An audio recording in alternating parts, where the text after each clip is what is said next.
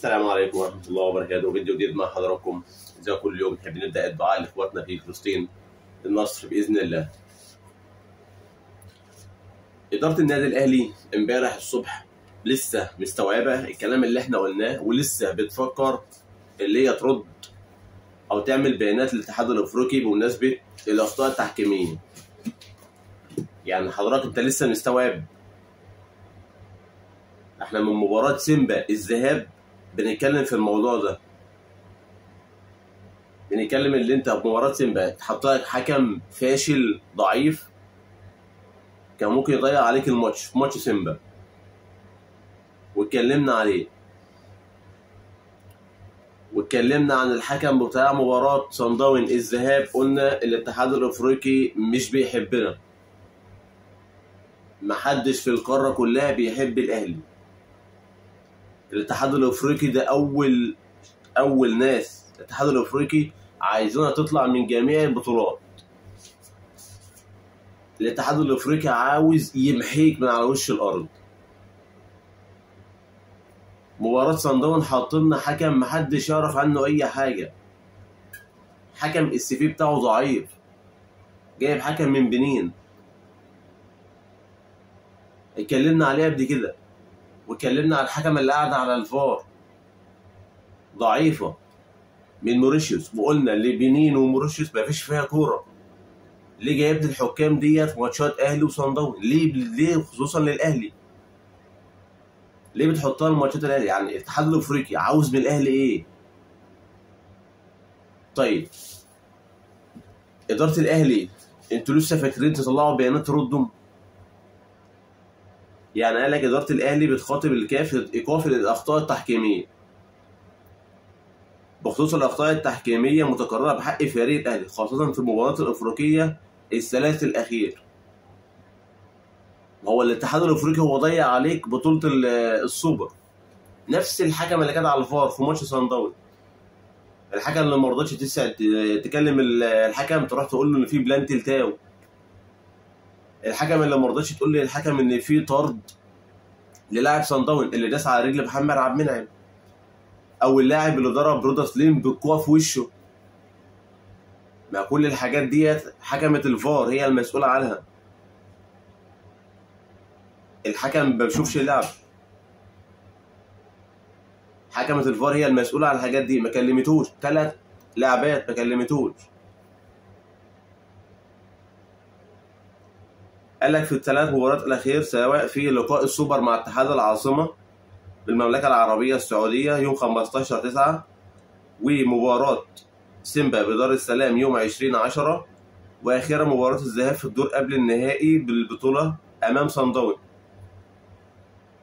كل هذه المباريات شهدت أخطاء تحكيمية أثرت بشكل مباشر في نتائجها، وهو أمر يعكس صورة سلبية عن الكرة الأفريقية. وطلب النادي في خطابه اتخاذ خطوات عاجلة لإعادة الأمور إلى نصابها الطبيعي، وأن يحرص السادة الحكام على تحقيق مبدأ العدالة بين الفرق المتنافسة لضمان نجاح المسابقات الأفريقية. نجاح مين يا عم الحاج؟ ده نجاح دي كانت واحدة شغالة في مدرسة قد كده، نجاح مين؟ احنا مش هنضحك على بعض يا جماعة. يا جماعة اقسم بالله الاتحاد الافريقي ما عايزك تنجح في اي بطولة. هنقولها تاني، البطولة موجهة معروفة، حتى لو هي مش موجهة اي فرقة تاخدها الا الاهلي. يا جماعة هو بالنسبة لإدارة الاهلي، هو الكلام ده هل مثلا انتوا مستنيين ان حد يقول لكم الكلام ده؟ هل مثلا انتوا قاعدين ما انتوش معانا مثلا في الكوكب؟ يعني ما انتوش عارفين الامور اللي بتحصل؟ هل في دماغكم ان الاتحاد الافريقي ده رب اسره؟ ده راجل كبير رب اسره كده مثلا بيعدل بين ولاده؟ مستحيل. الاتحاد الافريقي ما بيحبناش. يعني انت خسرت ماتش السوبر اخطاء تحكيميه، حتى لو مش اخطاء تحكيميه، خسرت ماتش السوبر وعارف ان الحكم كان ضعيف حتى لو في كوره واحده، وهي ضربه الجزاء بتاع كهربا. ماتش سيمبا الذهاب الحكم اللي اتكلمنا عليه، ماتش صن داونز. يعني انتوا جايين بعد ما تخسروا بطولات تتكلم و3 ماتشات. ليه ما طلعتش بيان قوي؟ وهنفضل لحد امتى نطلع بيانات؟ يعني هنفضل لحد امتى هيكون لنا رد فعل قويه؟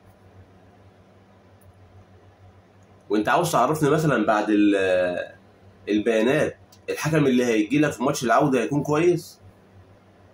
يا جماعه ده احنا بنظلم على ارضنا وبره ارضنا. والدليل ماتش النهائي الوداد الذهاب، الحكم الليبي كذا كوره ما حسبهاش. في ضربه جزاء لحسين الشحات ما حسبهاش، وغيره وغيره، وده على ارضنا في مصر. ما بالك انت بره ايه اللي بيحصل فيه؟ لحد امتى يا جماعه هنفضل ضعاف؟ احنا بالبلدي كده ضعاف. احنا بنتظلم على ارضنا وبره ارضنا. طب امتى بقى يبقى عندنا رد فعل قوي؟ هنفضل لحد امتى؟ انت خسرت السوبر وكنت ممكن تخسر ماتش سيمبا، وخسرت ماتش الذهاب بتاع صن داونز. ال3 دول اخطاء تحكيميه. ليه ما كانش ليك رد فعل قوي من بعد ماتش السوبر؟ هو احنا بس شاطرين نطلع بيانات؟ يا عم مش عايز اقول لك ان البيانات بتاعتك ديت لما تروح الاتحاد الافريقي بيعملوا فيها ايه.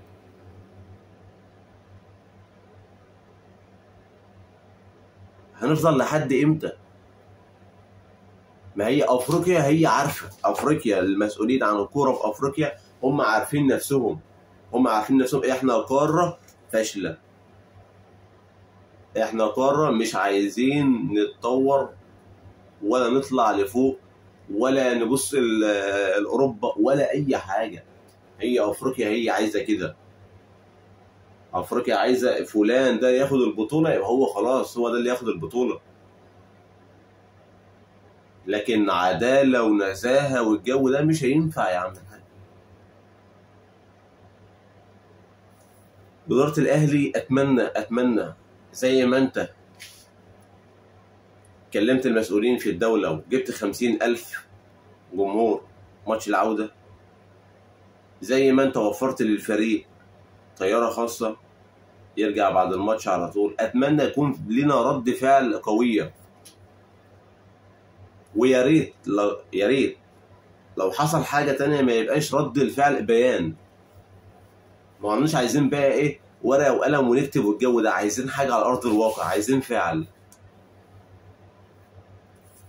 بكره ان شاء الله مباراه العوده مع صن داونز 50,000. نتمنى كل الدعم من الجمهور، نتمنى مباراه حلوه من الفرقه. يا ريت الفريق اللي حصل في ماتش الذهاب ده ما يكررش. تركيز مطلوب 90 دقيقه. انت بتلاعب فرقه بتعرف تلعب كوره على الارض. صن داونز سبحان الله هي بتعرف تلعب على ارضها وبره ارضها. يعني فرقه هي ماشيه بمدرسه امريكا الجنوبيه. فرقه بتعرف تلعب كره، فرقه بتعرف تلعب بتكتيك. فرقه مش سهله، فريق مش سهل. وفي نفس الوقت برضه يعني انت الاهلي، يعني حط في دماغك كده انا الاهلي، يعني انا ما اخافش من حد، الفرقه هي اللي تخاف مني. بكره ان شاء الله مباراه العوده، نتمنى التوفيق للفرقه، نتمنى الصعود باذن الله، كل الدعم والجمهور، وان شاء الله باذن الله نشوفكم في فيديوهات قريبه. شكرا.